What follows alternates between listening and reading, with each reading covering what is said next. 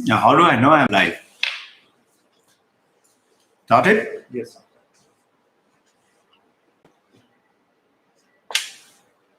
Good afternoon and very special namaskar and pranam to the elders and to the very special spiritual leaders across the world and globe, whoever is listening. My very special welcome. I want to start today with two very simple point is number one, the situation it appears to be approximately all around is tough and everybody's suffering, especially those who have been living with the people, and the people cannot come out and meet you, whether it's a business with the people or doing it's not a hotel industry or a food industry or a school industry or academic industry. People are suffering, and because of wherever the people are involved, there is suffering. But I want you to understand, have your faith as strong as a rock. And that's wrong. It sounds very good, Bhashan, very cool to say, but I'm saying now it is true. What is it true? Imagine a big rock or a small rock lying on the bed of the ocean or a river. River is flowing fast. Ocean waves are lashing onto it. But tell me, does the rock melt as it would if it is a lump of clay? It doesn't. Rock is rock solid. Our faith on the supreme cosmos, cosmic energy, Allah, God, Christ, Krishna, Divine Mother, whatever you call in terms of name of a supreme power, should be there. And in the Advaita Vedanta, that rock solid faith should be on me. I myself, I am the one. And you look at carefully, the Advaita Vedanta is saying what? Children, understand, if I am not conscious, I'm in coma, is the world exist for me? No, it doesn't exist. If I'm unconscious, can I see, hear, touch anything? If I'm unconscious, can I see you? Can I hear from you? I can't. So it is my consciousness, as per Advaita Vedanta, which is the supreme. Have faith in your that consciousness. Vedanta calls it Ishvara, God, Brahman, Jehovah by Jews, and various names in Allah and Krishna. So what is it? Coming down to you, yourself. Excuse me. So number one, have faith. Rock. On who? On yourself. Children, on your parent. Parent, on your elders, on your own self, on your each one of the partner, and to the society, because you all are doing so good. Our children are doing so good. I'm so proud of you. Many of you have created history during these last 15 months plus. 13th of March, the Friday, the lockdown started. In this, that is first point. Second point, as you all know, I have been a fighter pilot. So whether you're a fighter pilot, some of you are, I know quite a few fighter pilots have also joined the school, or you've traveled around the world through your civil airlines. You travel through, let's say, an all-weather pilot. Most of the pilot flying aircraft are today all-weather planes. There is rain, thunder shower, and dark cloud, but the plane has taken off, cleared to go to whether London or Mumbai or Delhi or to, let's say, New York. You're traveling through and you break the cloud. And as you break the cloud, you go into lighter cloud and lighter cloud and lighter, and suddenly you break through tissue. Brilliant blue sky, beautiful sunlight, even in the daytime. Even in the nighttime, beautiful starry night and no clouds, absolutely clear. What is the simile? The message is this situation too shall pass. It shall pass. It just hold on a little more. That brilliant without that trouble will come. Yes, situations are always there in our life. But listen, please understand, message from my realization today. Situations don't last. Tough people do. And tough people are the ones who make the choices. So it is not the situation, it is the choice. Have you realized today? Understand, each country today in the world, my third point, okay, has got a special point. America has got freedom. United Kingdom, England has got royalty. Japan has got technology.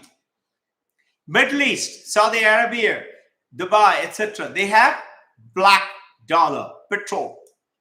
Singapore has got special, everybody has to have service training, discipline. You can't smoke a cigarette and throw it outside like you see many people doing, particularly in India. If you do that, $1,000 fine. You can't throw your chewing gum, chew it, and just dump it somewhere. Inner discipline. Everybody for 5 years, all children, boys and girls, have to have service training in Singapore. India. Have you noticed what do we have? In a lighter vein, I'm going to say something. Don't take it very seriously, but it is true. Shampoo. When it is finished, I put little water in it, shake it, and still use it for the last time. Toothpaste too. Toothpaste is finished, but I press it hard and take out for one more or two more brushing teeth. We love to save and use the last bit, but that's in a lighter vein, in a joke. Seriously, India is majestic with its love and sacrifice. India is the only country where Buddha sacrificed his kingdom. India is the only country where never raided another country and just for its own gain. India is the only country, war is only to safeguard ourselves. India is the only country, notice how we look after our guests. We consider your guest as God, as goddess. And we do. And whether an Indian or a foreigner or a relative comes, look at the way we go over. We give our last bit of thing, whatever we have to. India is famous for Himalaya. India is famous for spirituality. India is famous for that sacrifice, which is where the Indian spiritual gurus today world over and spreading and talking about Indian spirituality, including Vedanta. Can you imagine? Harvard School of Divinity has got Vedanta as the research topic. In New York, NYU, New York University, David Chalmers, an Australian philosopher, is the head director and doing research on what? Mind, brain, consciousness as per Vedanta. They're mixing the Western science also for the comparison. Just think, this is India is famous for. You and I know how to have that wealth of spirituality. What is this spirituality? Sounds cool, sounds big. It's very simple, not complicated. Rest of the world. Unfortunately, many Indians, you and me, we all have also taken towards that, becoming a cool Westerner. What is that? Outwards. Our five senses are driving us outwards. And we look at those beautiful things and shopping and things to eat, things to wear, how to look good. We are taking care of our body.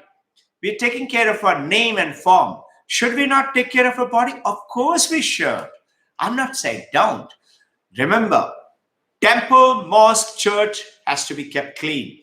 Then only the supreme power of the spirit within can be enhanced. I'm saying while the rest of the world is all the time going outwards, outwards, outwards. Meditation, mindful reflection within, we must resort to. And that is my fourth point. Fifth point, have you ever realized, you never look at it this way?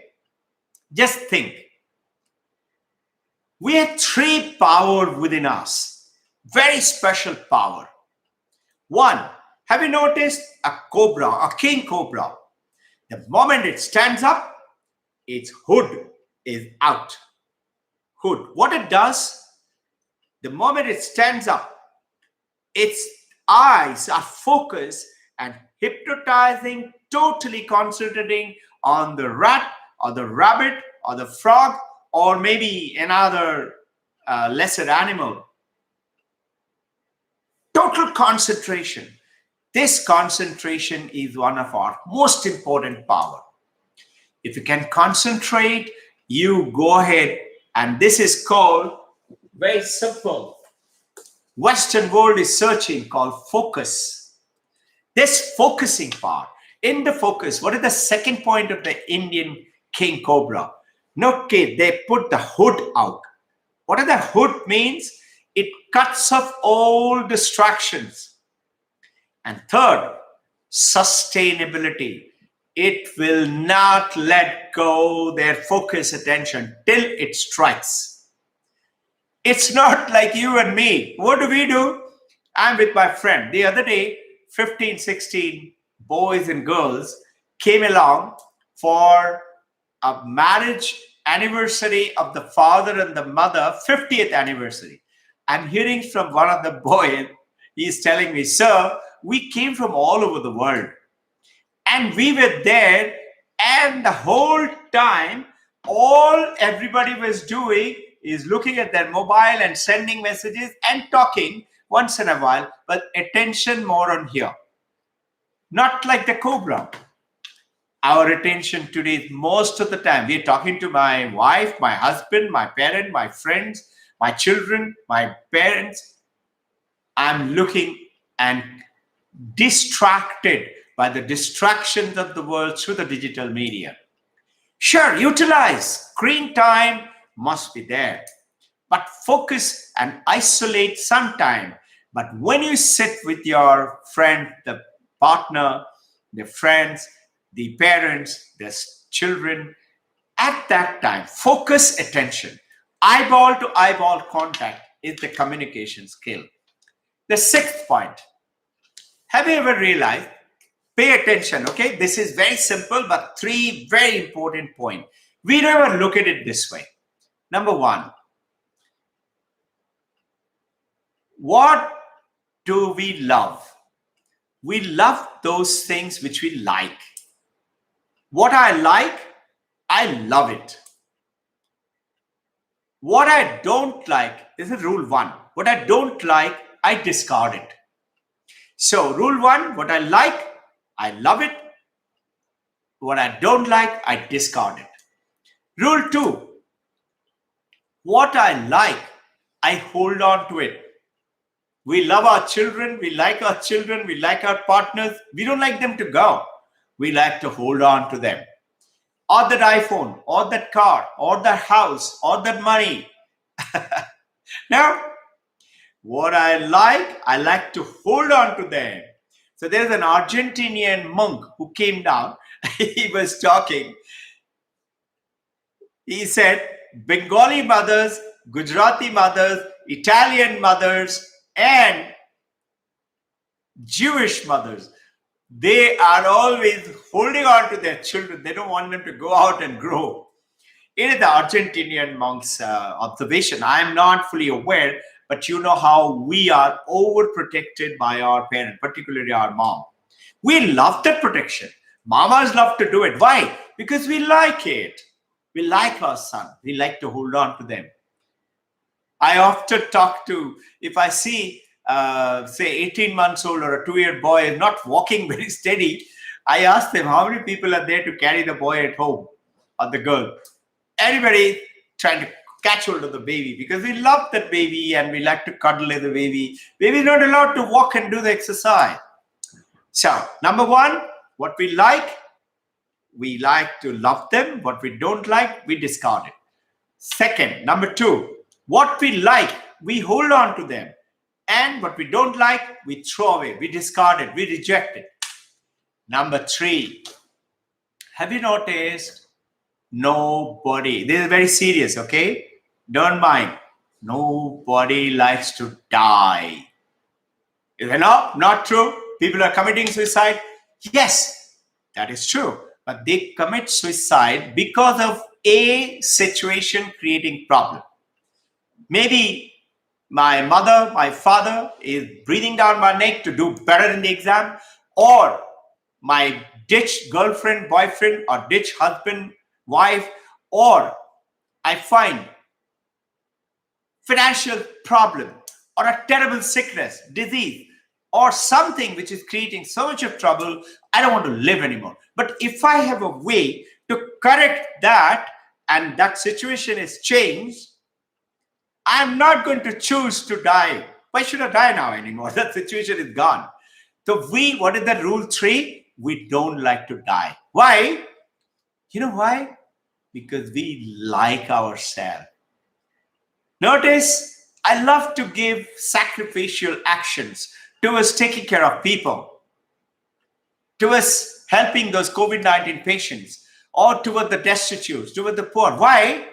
Because I love the way they smile and do namaskar and thank you, we are grateful. I feel elated. Who likes it?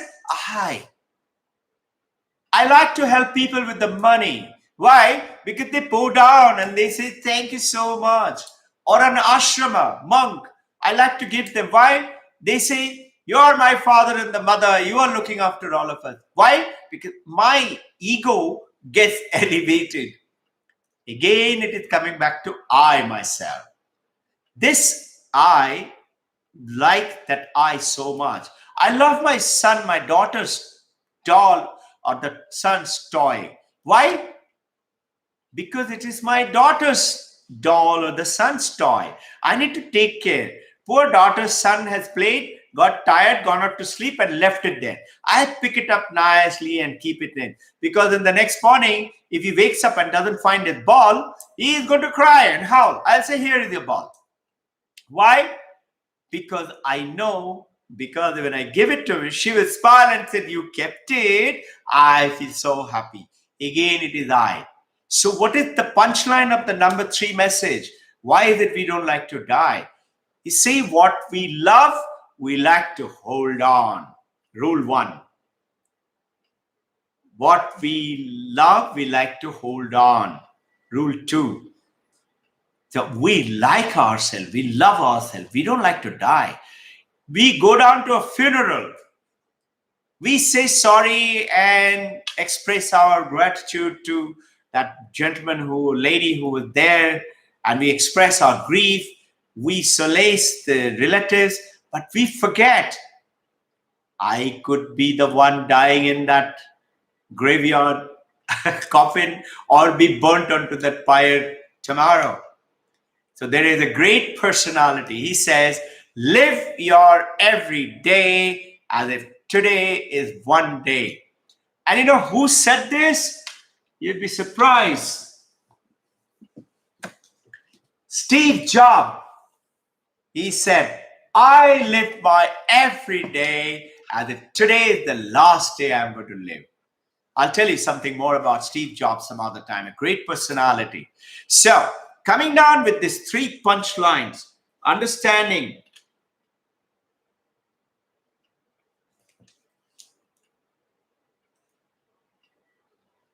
knowing we are going to break through the situation, break through the cloud, and it is going to be great. Be like the rock.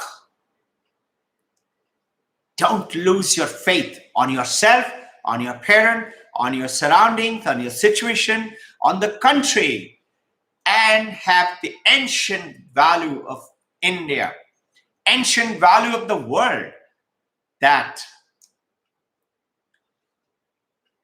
supreme consciousness, divinity, which is within me, has the power to change anything. So The Power of Subconscious Mind, another great book by Joseph Murphy. What is he saying? Whatever you think, and focus your subconscious mind, not the conscious mind, subconscious mind, it will happen. The mind is being illuminated by the consciousness. How do I perceive the world? The eyes look out and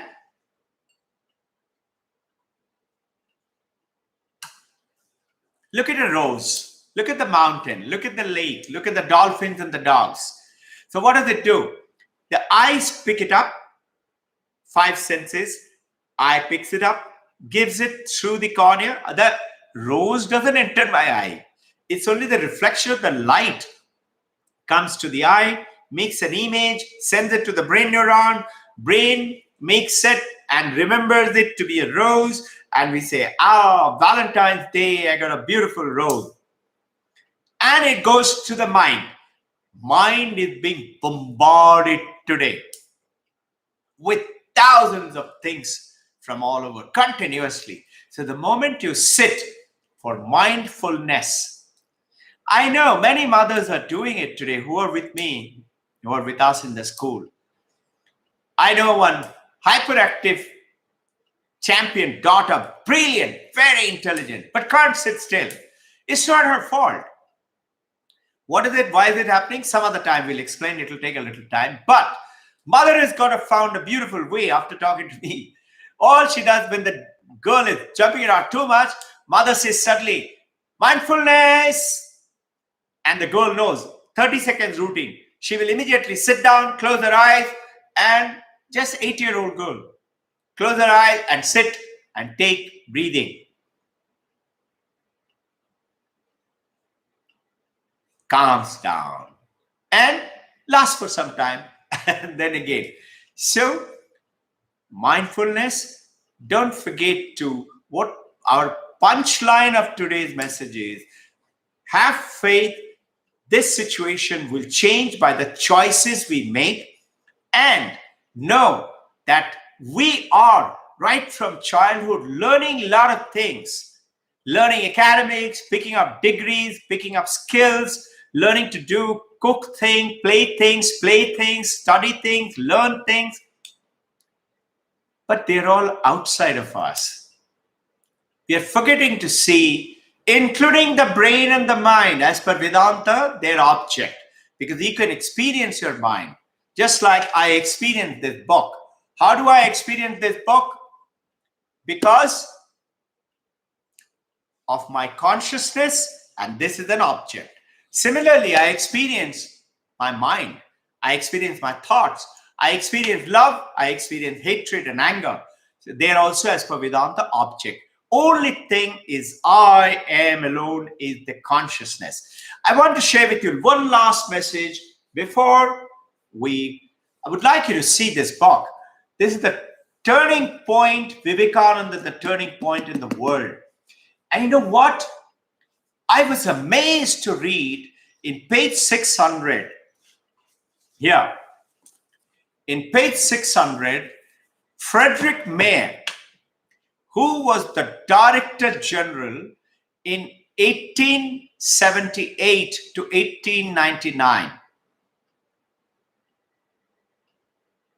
Director General, UNESCO, Frederick Mayer. He said, UNESCO started in 1945.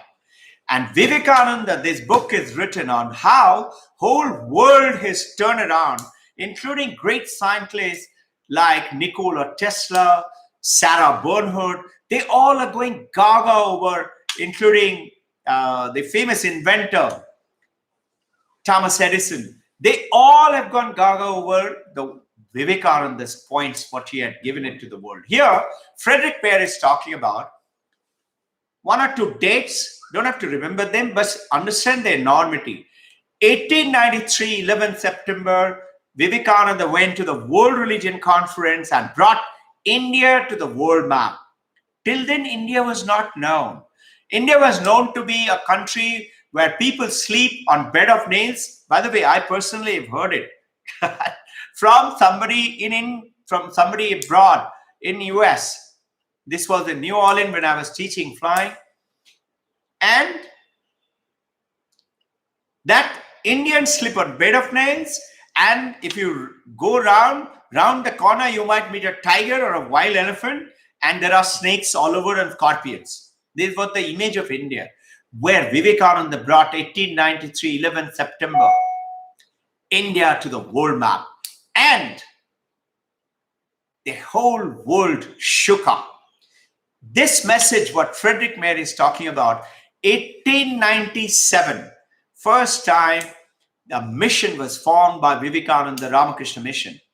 And the three objectives which he had put down for the mission and what the message he gave to the World Spiritual Conference, 1945 when UNESCO started, had the same objective, but they did not copy what Vivekananda taught. Their top specialists of the world got together and discussed for days together, and they came out with number one, equal treatment for all, irrespective of the caste, creed, sex, and money status. Absolute equal statement. Number two, take care of the destitutes and the poor and serve them, make sure they got education and food. And number three, until and unless you look after and elevate the women folk of the country, you cannot do anything real. Can you imagine?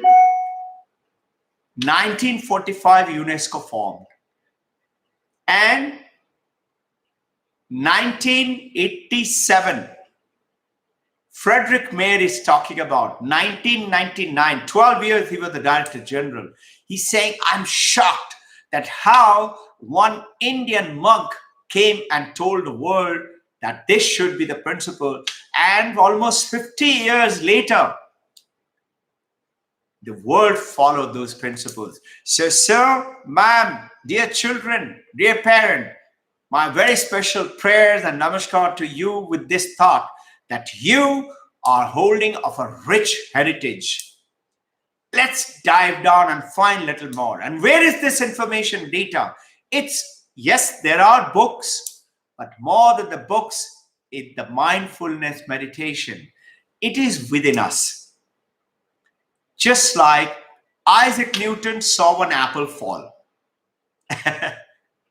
Millions had seen an apple fall, but it's only one person asked, why did it fall? Why didn't it go up?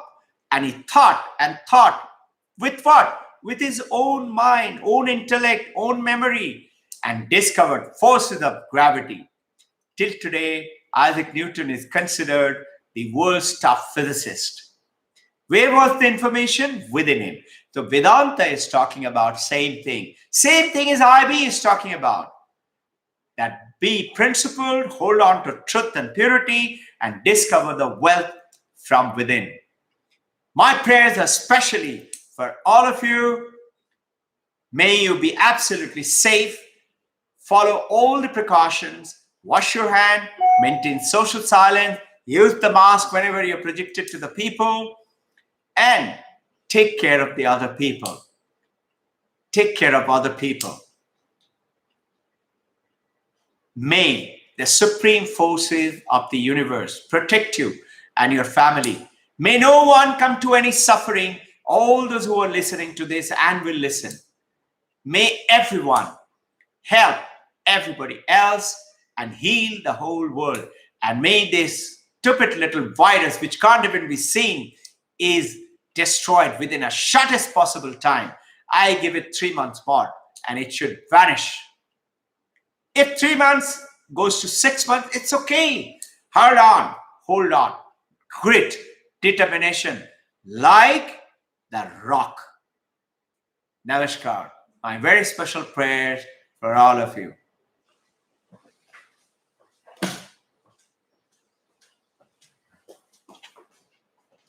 How many minutes was it? I think it's about 25 minutes. Around 30 minutes.